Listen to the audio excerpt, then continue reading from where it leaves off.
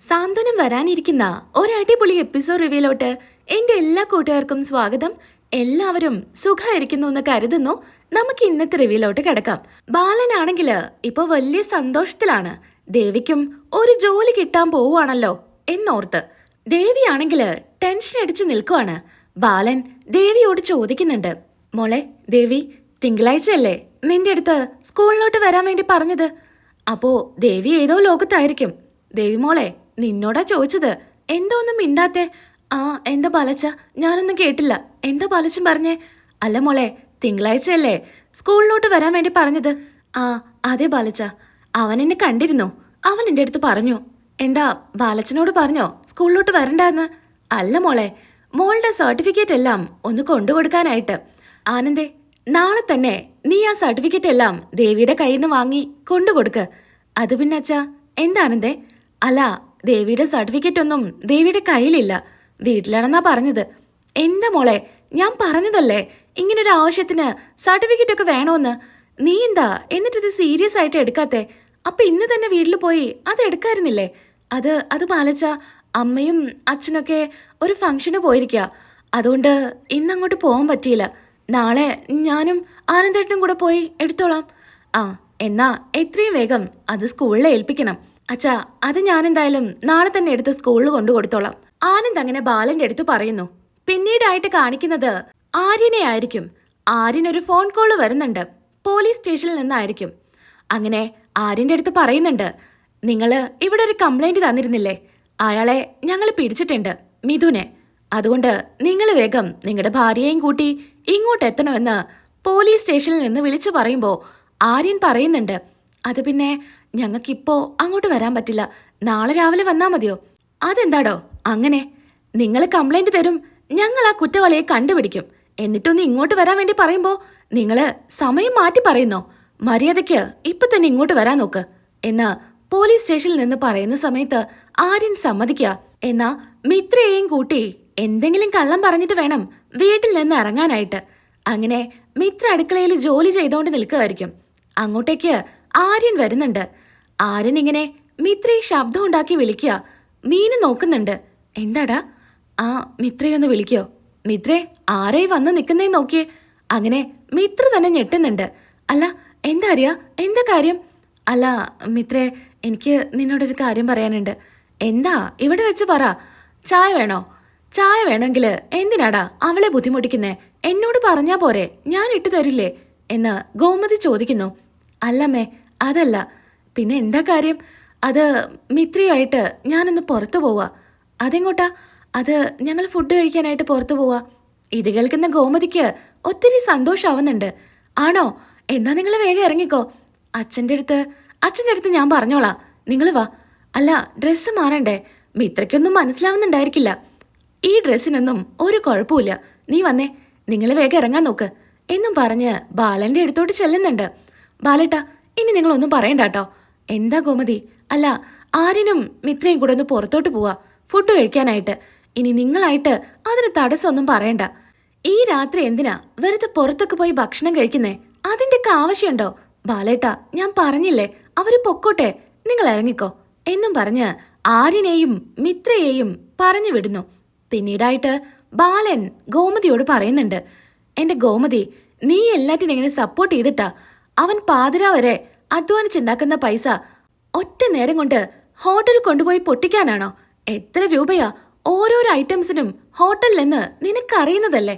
എന്നിട്ടും നീ എന്തിനാ സപ്പോർട്ട് ചെയ്യുന്നേ? എന്റെ ബാലേട്ടാ, എന്താ ബാലേട്ടൻ പറയുന്നേ? മീനു ആയാലും ആകാശാണെങ്കിലും ഇടയ്ക്കൊക്കെ ഒന്ന് പുറത്തോട്ട് പോകുന്നുണ്ട്. പിന്നെ ആനന്ദിന്റെയും ദേവിയുടെയും കാര്യം, അവര് സിനിമയ്ക്കായിട്ടും ഹണിമൂണിനായിട്ടും ഒക്കെ പോയതാ. അതുപോലെയല്ല മിത്രയും ആര്യനും. കുട്ടികളെ രണ്ടാളും എങ്ങോട്ടും പോവാറില്ല. ഇപ്പോഴാ അവരൊന്ന് പുറത്തു പോവാണെന്ന് പറഞ്ഞത്. ആ സമയത്ത് തടസ്സം നിൽക്കാൻ പറ്റുമോ ബാലേട്ടാ? ഞാൻ ആകെ പേടിച്ചാ ഓരോ ദിവസവും മുന്നോട്ട് പോയിരുന്നത്.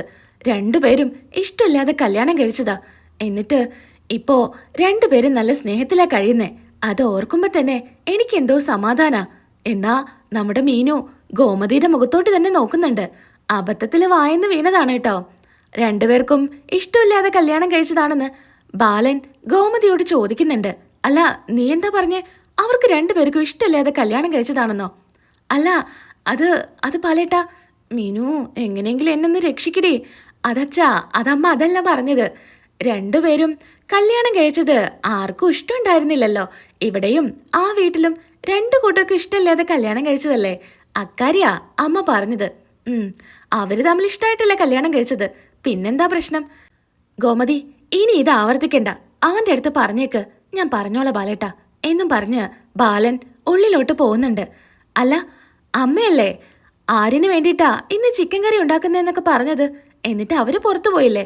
അതൊന്നും സാരമില്ല, അവര് പുറത്തു പോയിട്ട് സന്തോഷത്തോടു കൂടി തിരികെ വരട്ടെ എന്ന് ദേവിയുടെ അടുത്ത് പറയുന്നു. പിന്നീട് കാണിക്കുന്നത് മിത്രയും ആര്യനും പോലീസ് സ്റ്റേഷനിലോട്ട് വരുന്നതാ. ആ, നിങ്ങൾ എത്തിയോ?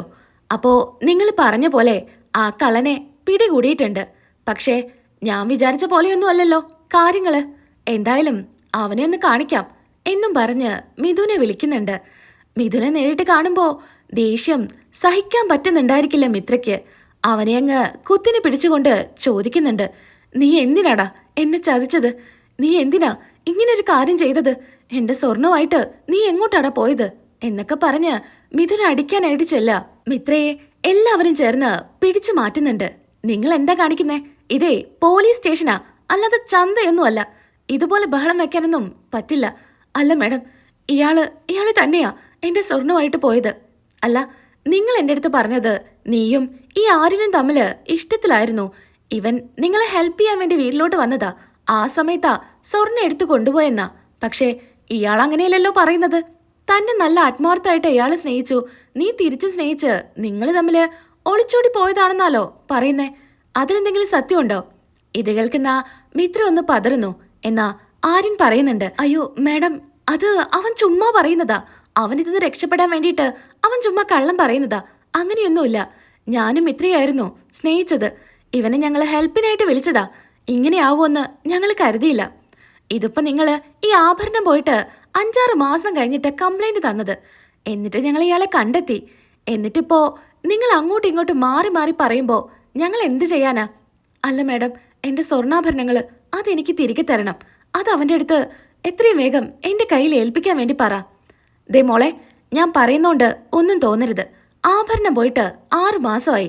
അവനത് വിറ്റ് പൈസ ചെലവാക്കിയെന്നാ പറയുന്നേ. മാഡം, അത് 10-20 പവനല്ല, 100 പവനിന് മുകളിലുണ്ട്. അതെന്റെ അച്ഛനും അമ്മയും കഷ്ടപ്പെട്ടുണ്ടാക്കിയതാ. അതെനിക്ക് തിരികെ തന്നേ പറ്റൂ. മാഡം, അതിനൊരു തീരുമാനം ഉണ്ടാക്കി തരണം. എന്തായാലും ഇവനെക്കുറിച്ച് ഒന്ന് അന്വേഷിക്കുന്നുണ്ട്. ഇവന്റെ പേരില് വല്ല സ്വത്തോ മറ്റെന്തെങ്കിലും ഉണ്ടെങ്കിൽ പൈസയായിട്ട് ഞാൻ ഇവന്റെ കയ്യിൽ നിന്ന് വാങ്ങിച്ചു തരാം. മാഡം, ഇവന് വെറുതെ വിടരുത്. ഇവനിനി പുറലോകം കാണരുത്. അത്ര വലിയ തെറ്റാ അവൻ എന്റെ അടുത്ത് ചെയ്തത്. അതൊക്കെ ഞങ്ങൾ നോക്കിക്കോളാം. എന്തായാലും ഈ സമയത്തിന് ഇവിടെ നിൽക്കണ്ട, നിങ്ങൾ രണ്ടുപേരും പൊക്കോ എന്നും പറഞ്ഞ് ആര്യനെയും മിത്രയെയും പറഞ്ഞു വിടുന്നു. പോകുന്ന വഴിക്കില് മിത്രയ്ക്ക് വലിയ സങ്കടമായിരിക്കും. ആര്യന്റെ അടുത്ത് മിത്ര ചോദിക്കുന്നുണ്ട്, അല്ല ആര്യ, നീ എന്താ ആ സമയത്ത് സത്യമൊക്കെ പോലീസുകാരുടെ അടുത്ത് മറച്ചു വെച്ചത്? നിനക്ക് നാണക്കേട് കൊണ്ടാണോ?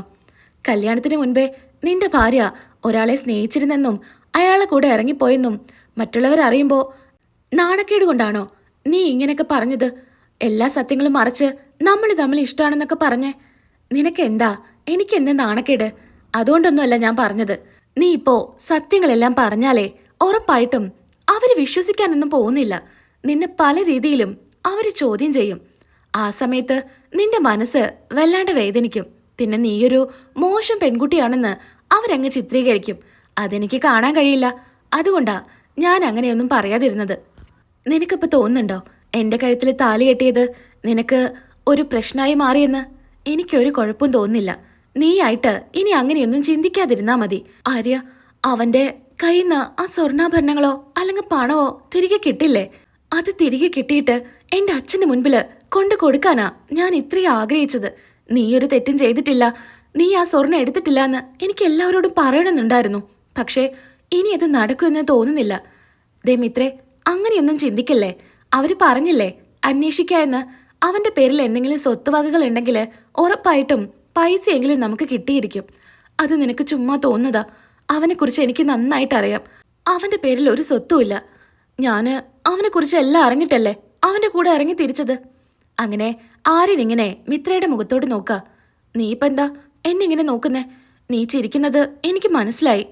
ഞാനിതൊക്കെ അറിഞ്ഞിട്ടല്ലേ അവനെപ്പോലെ ഒരുത്തന്റെ കൂടെ ഇറങ്ങിപ്പോയെന്നല്ലേ? അതൊന്നുമല്ല മിത്രേ, നീ അത് വിട്ടേക്ക്. ചുമ്മാ എന്തിനാ അത് തന്നെ സംസാരിച്ചിരിക്കുന്നേ?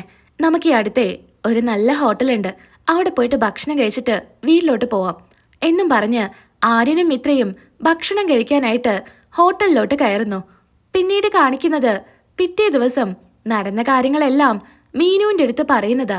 രണ്ടുപേരും ചായയൊക്കെ കുടിച്ച് പുറത്തിങ്ങനെ നിൽക്കായിരിക്കും. അപ്പോ അമ്മ കരുതിയ പോലെയൊന്നും അല്ല ഇന്നലെ രാത്രി നടന്നത്. നിങ്ങൾ ഹോട്ടലിൽ പോയി ഭക്ഷണം കഴിക്കുക മാത്രമല്ല, ആര്യന്റെ മനസ്സും നിനക്ക് മനസ്സിലാക്കാൻ പറ്റിയല്ലോ. അതെ ചേച്ചി, അവൻ നല്ലൊരു മനുഷ്യനാ. അവനെപ്പോലെ അവൻ മാത്രമേ കാണൂ. അത്രയും നല്ല സ്വഭാവാ. എനിക്ക് മനസ്സിലാവുന്നുണ്ട്. നിനക്കൊരു ചായവ് കൂടുതലുണ്ടല്ലോ അങ്ങോട്ട്. പിന്നെ എന്റെ ഭർത്താവല്ലേ, എനിക്കിഷ്ടക്കേടൊന്നുമില്ല. എന്നും ഇതുപോലെ അങ്ങ് പോയാ മതി. അങ്ങനെ സംസാരിച്ച് നിൽക്കുന്ന സമയത്തായിരിക്കും പോലീസ് ജീപ്പ് വന്ന് നിൽക്കുന്നത്. പെട്ടെന്ന് മിത്രയും മീനുവും ഒന്ന് ഞെട്ടുന്നുണ്ട്. അല്ല മിത്രേ, നമ്മുടെ വീട്ടിലോട്ടാണോ പോലീസുകാർ വരുന്നേ? അതൊന്നും ആവില്ല ചേച്ചി. അപ്പുറത്തുണ്ടല്ലോ ഒരു ഫ്രോഡ്, അലോഹ്, അവനെ പിടിക്കാനായിട്ട് വന്നതായിരിക്കും. എന്നാ പോലീസുകാര് നേരെ ബാലന്റെ വീട്ടിലോട്ടാ വരുന്നത്. ഇത് കാണുന്ന മീനു മിത്രയോട് പറയുന്നുണ്ട്. മിത്രേ, പെട്ടെന്നാ തോന്നുന്നത്. ഇനിയിപ്പോ നിന്റെ കാര്യങ്ങളെല്ലാം ഇവിടെ എല്ലാവരും അറിയും. ചേച്ചി, എനിക്ക് പേടിയാവുന്നുണ്ട്. അങ്ങനെ വേഗം പോലീസുകാരെടുത്തോട്ട് മീനുവും മിത്രയും ചെല്ലുന്നുണ്ട്. അല്ല സാർമാരെന്താ ഇങ്ങോട്ട്? ഇന്നലെ വന്ന കേസിന്റെ വല്ല കാര്യത്തിന് വേണ്ടി വന്നതാണോ? ഞാനന്ന് കംപ്ലൈന്റ് എന്ന കേസിന്റെ, മിഥുന്റെ കേസിന്റെ എന്തെങ്കിലും ആവശ്യമുണ്ടെങ്കിൽ വിളിപ്പിച്ചാൽ മതിയായിരുന്നല്ലോ. ഞങ്ങൾ രണ്ടുപേരും അങ്ങോട്ട് വന്നിരുന്നാലല്ലോ. ഇതൊന്നും അല്ല, ആരിന്റെ വീട് ഇതല്ലേ? അതെ, ആരിന്റെ വീട് തന്നെയാ. അവൻ അറസ്റ്റ് ചെയ്യാൻ വേണ്ടി വന്നതാ. അവനെ എങ്ങ് വിളിക്ക്. എന്താ സാർ, അവനൊരു തെറ്റും ചെയ്തിട്ടില്ല. സാർമാർ എന്തിനാ അവൻ അറസ്റ്റ് ചെയ്യാനായിട്ട് ഇങ്ങോട്ട് വന്നിരിക്കുന്നേ? മാറി നിക്ക് എന്നും പറഞ്ഞ് ഉള്ളിലോട്ട് കയറുന്നു. ബാലനും ആനന്ദും ആകാശും ധർമ്മനും ഒക്കെ ഉള്ളിലുണ്ടായിരിക്കും. പോലീസുകാർ കയറി വരുമ്പോ എല്ലാവരും ഞെട്ടുന്നുണ്ട്. അല്ല ആരിനെവിടെ? അവനിങ്ങ് ഇറക്കി വിട്. അവനെ അറസ്റ്റ് ചെയ്യാനായിട്ടാ ഞങ്ങൾ വന്നത്. സാർ, എന്തൊക്കെയാ പറയുന്നേ? അവൻ എന്ത് തെറ്റാ ചെയ്തേ? അതൊന്നും നിങ്ങളെ ബോധിപ്പിക്കേണ്ട ആവശ്യമില്ല. അവൻ എവിടെ? അവനോട് ഇങ്ങ് വരാൻ വേണ്ടി പറ. ആദ്യം സാറ് പറ, എന്താ കാര്യമെന്ന് പറ. അവൻ എന്തിനാ അറസ്റ്റ് ചെയ്യുന്നേ? അത് പറയാതെ ഞങ്ങൾ അവനെ വിളിക്കില്ല. മര്യാദയ്ക്ക് അവനോട് ഇങ്ങ് വരാൻ വേണ്ടി പറ. ആര്യം വരുന്നുണ്ട്. വാടാ, നീ ഇവിടെ ഒളിച്ചിരിക്കായിരുന്നു അല്ലേടാ? സാർ, എന്താ കാര്യം? ഒന്നും അറിയാത്ത പോലെ. മര്യാദയ്ക്ക് വാടാ. സാർ പറ, ഞാൻ എന്ത് തെറ്റ് ചെയ്തിട്ടാ നിങ്ങൾ എന്നെ അറസ്റ്റ് ചെയ്ത് കൊണ്ടുപോകുന്നേ? ഒരു പെൺകുട്ടിയെ തട്ടിക്കൊണ്ടു പോയ കേസാ. ഇത് കേൾക്കുന്ന ബാലനും ഗോമതിയും ഒക്കെ ഞെട്ടുന്നുണ്ട്. തട്ടിക്കൊണ്ടു പോവാനോ? എന്റെ മോൻ അങ്ങനെയൊന്നും ചെയ്യില്ല. അതൊക്കെ സ്റ്റേഷനിൽ വന്നിട്ട് പറയാം. ആര്യനെ പിടിച്ച് പുറത്തോട്ട് കൊണ്ടുപോവാണ് പോലീസുകാര്. ഗോമതിയും എല്ലാവരും പുറകെ തന്നെ ഉണ്ടായിരിക്കും. ഗോമതി പൊട്ടിക്കരയുന്നുണ്ട്. എന്റെ മോനെ കൊണ്ടുപോകരുതേ എന്നൊക്കെ ആർത്ത് വിളിച്ച്. എന്നാ കൃഷ്ണമംഗലത്ത് അച്യുതനും അലോഹും പുറത്തുണ്ടായിരിക്കും. ഈ കാഴ്ച കണ്ട് രസിച്ചു നിൽക്കുമായിരിക്കും അവരെല്ലാവരും. എടാ, ഇതിപ്പോ എന്തോ വലിയ കേസാണെന്നാ തോന്നുന്നേ. അവനെ പോലീസുകാർ കൊണ്ടുപോകുന്നുണ്ട്. ഉറപ്പായിട്ടും ഇതെന്തോ പ്രശ്നമാണ് മോനെ. നമുക്ക് സന്തോഷിക്കാൻ ഒരു വകയുണ്ടെന്ന് അച്യുതനും അലോഹും സംസാരിക്കുന്നു. ഗോമതിയുടെ കരച്ചില് കേട്ട് പൊട്ടിച്ചിരിക്കുവാണ് അച്യുതൻ. പുറത്ത് നടക്കുന്ന ബഹളം കേട്ട് പുറത്തോട്ട് മുത്തശ്ശിയും നന്ദിതയും അനന്തനും ഒക്കെ വരുന്നുണ്ട്. എല്ലാവരും ആ കാഴ്ച കണ്ട് നിൽക്കുന്നു. മുത്തശ്ശിയുടെ കണ്ണ് നിറഞ്ഞൊഴുകുന്നുണ്ടായിരിക്കും. ഗോമതി പൊട്ടിക്കരയുന്നുണ്ട്. അങ്ങനെ ആര്യനെ പോലീസുകാർ കൊണ്ടുപോകുന്നുണ്ട്. പോലീസ് വണ്ടിയുടെ പുറകെ തന്നെ ധർമ്മനും ബാലനും ആനന്ദും ആകാശും വണ്ടി എടുത്തു പോകുന്നു. ഗോമതിയാണെങ്കില് പൊട്ടിക്കരയുന്നുണ്ടായിരിക്കും. മിത്ര റൂമിലിരുന്ന് സമാധാനിക്കുന്നുണ്ട്, സ്വയം ആശ്വസിപ്പിച്ച്. കാരണം ആര്യൻ അങ്ങനെ ഒരു തെറ്റ് ചെയ്യില്ല. അവനെ ഒരിക്കലും പോലീസുകാര് ശിക്ഷിക്കില്ല എന്നൊക്കെ സ്വയം പറഞ്ഞ് ഇങ്ങനെ ഇരിക്കുക. അങ്ങനെ ഗോമതി കരയുന്നത് കാണുമ്പോ ദേവി വന്ന് ആശ്വസിപ്പിക്കുന്നുണ്ട്. അമ്മേ, കരയാതിരിക്കുക. ഇങ്ങനെ കരഞ്ഞാല് അമ്മയ്ക്ക് വല്ല വയ്യായും വരും. പിന്നെ ഞാന് കരയാതിരിക്കണമെന്നാണോ നീ പറയുന്നേ? എന്റെ മോനെ ഇവിടുന്ന് കൊണ്ടുപോയത് നീയൊക്കെ കണ്ടതല്ലേ? എന്റെ മോന് ഒരു തെറ്റും ചെയ്തിട്ടില്ല. ഇന്നലെ പോകുമ്പോ അവൻ എൻ്റെ അടുത്ത് യാത്ര പറഞ്ഞിട്ടാ പോയത്. ആ പെൺകുട്ടിയെ തട്ടിക്കൊണ്ടു പോവാനൊന്നും അവനെ കൊണ്ട് പറ്റില്ല. ഇനിയിപ്പോ എന്നെ ശകുനം കണ്ടു പോയിട്ടായിരിക്കോ എന്റെ മോൻ ഈ അവസ്ഥ വന്നത് എന്നൊക്കെ ഇങ്ങനെ പറഞ്ഞ് പൊട്ടിക്കറിയാ. അമ്മ സങ്കടപ്പെടാതിരിക്കുന്ന മീനുവും പറയുന്നു. മീനു അങ്ങനെ മിത്രയുടെ റൂമിലോട്ട് ചെല്ലുന്നുണ്ട്. മിത്ര സ്വയം അങ്ങനെ പറയുന്നുണ്ട്. അവനൊരു തെറ്റും ചെയ്തിട്ടില്ല. അവനെക്കുറിച്ച് എനിക്ക് നന്നായിട്ട് അറിയാം. പിന്നെന്തിനാ പോലീസുകാർ അവനെ കൊണ്ടുപോയത് എന്നൊക്കെ ഇങ്ങനെ സംസാരിച്ചിരിക്കുക. എന്താ മിത്രേ, നീ എന്തൊക്കെയാ പറയുന്നേ? അല്ല ചേച്ചി, അവനൊരു തെറ്റും ചെയ്തിട്ടില്ല. പിന്നെന്തിനാ അവനെ കൊണ്ടുപോകുന്നേ? ദേ മിത്രേ, നീ വിഷമിക്കാതിരിക്ക്. ഉള്ളിൽ ഇങ്ങനെ സങ്കടം ഒതുക്കി നീ ഇങ്ങനെ ഇരിക്കുമ്പോ അതെനിക്ക് സഹിക്കാൻ പറ്റുന്നില്ല. നീ എന്നെ സമാധാനിപ്പിക്കാൻ വേണ്ടിയിട്ടാണോ അവൻ തെറ്റൊന്നും ചെയ്തിട്ടില്ല എന്നിങ്ങനെ പറഞ്ഞുകൊണ്ടിരിക്കുന്നേ? അല്ല ചേച്ചി, ഞാൻ എന്തിനാ അങ്ങനെ പറയുന്നേ? അവനെക്കുറിച്ച് എനിക്ക് നന്നായിട്ടറിയാം. അതുകൊണ്ട് അവൻ ഇതുപോലൊരു തെറ്റ് ചെയ്യില്ല എന്ന് എനിക്ക് ഉറപ്പാ. നീ എന്തായാലും സങ്കടപ്പെടാതിരിക്കുക. വന്നേ, അമ്മ അവിടെ കരഞ്ഞോണ്ടിരിക്കുക. നീ അങ്ങോട്ട് വാ എന്നും പറഞ്ഞ് മിത്രയെ കൂട്ടി മീനു ഗോമതിയുടെ അടുത്തോട്ട് ചെല്ലുന്നു. മിത്രയും ഗോമതിയെ സമാധാനിപ്പിക്കുന്നുണ്ട്. അമ്മയ്ക്ക് അമ്മയുടെ മോനെ അറിയില്ലേ? അവനൊരു തെറ്റും ചെയ്യില്ല എന്ന് അമ്മയ്ക്ക് ഉറപ്പല്ലേ? അതെനിക്ക് അറിയാം മോളെ. പക്ഷേ പോലീസുകാർക്കത് മനസ്സിലാവണ്ടേ? എന്റെ മോനെ ഇവിടുന്ന് വലിച്ചിറക്കിയിട്ടാ കൊണ്ടുപോയത്. അവർക്കത് മനസ്സിലായില്ലെങ്കിൽ എന്റെ മോനെ ശിക്ഷിക്കില്ലേ എന്നൊക്കെ ഗോമതി പറയുന്നു. മിത്രയും മീനുവും ദേവും ഒക്കെ സമാധാനിപ്പിക്കുന്നുണ്ട്. പിന്നീട് കാണിക്കുന്നത് പോലീസ് സ്റ്റേഷനിലായിരിക്കും. പോലീസ് സ്റ്റേഷനില് പെൺകുട്ടിയുടെ അച്ഛൻ ആര്യനെ കാണുന്നതും ദേഷ്യത്തോടു കൂടി വരുന്നുണ്ട്. നീ എന്താടാ എന്റെ മോളെ കാണിച്ചത്? നിന്നെ വിശ്വസിച്ചിട്ടല്ലേ നിന്റെ വണ്ടിയില് എന്റെ മോളെ അയച്ചത് എന്നൊക്കെ പറയുന്നു. ആ സമയത്ത് ആര്യൻ ഞാനൊരു തെറ്റും ചെയ്തിട്ടില്ല എന്നൊക്കെ പറയുന്നുണ്ട്. ആര്യനാണെങ്കില് ശനിയും ഞായറൊക്കെ ക്ലാസ് ഇല്ലാത്ത സമയത്ത് കാർ ഓടിക്കാൻ പോകുന്നുണ്ട്.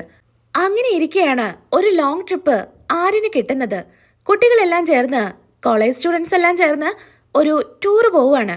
അതിനായിട്ട് ആര്യനെ വിളിച്ചിരിക്കുന്നത് ഇപ്പൊ കാണാതായിരിക്കുന്ന പെൺകുട്ടിയുടെ അച്ഛനാണ്. ആ വണ്ടി വിളിച്ചിരിക്കുന്നത്. ആ സമയത്ത് പെൺകുട്ടിയെ കാറ് കയറ്റുമ്പോ തന്നെ അച്ഛൻ പറയുന്നുണ്ട്, സൂക്ഷിച്ചും കണ്ടിട്ടൊക്കെ കൊണ്ടുപോകണം. മോള ആദ്യമായിട്ടാ ഇങ്ങനെയൊക്കെ യാത്ര പോകുന്നേ എന്നൊക്കെ പറഞ്ഞിട്ടാ വണ്ടിയിൽ കയറ്റുന്നത്. ആ സമയത്ത് ആര്യന്റെ ലൈസൻസിന്റെ ഫോട്ടോയും കാറിന്റെ നമ്പറും ഒക്കെ ഫോട്ടോ എടുത്ത് വെച്ച് കാണും. അങ്ങനെയാണ് ആര്യന്റെ പേരിൽ കേസ് കൊടുക്കുന്നത്. ഈ പെൺകുട്ടിയാണെങ്കിൽ വളരെ സന്തോഷത്തില് വണ്ടിയിൽ യാത്ര തിരിക്കുകയാണ്.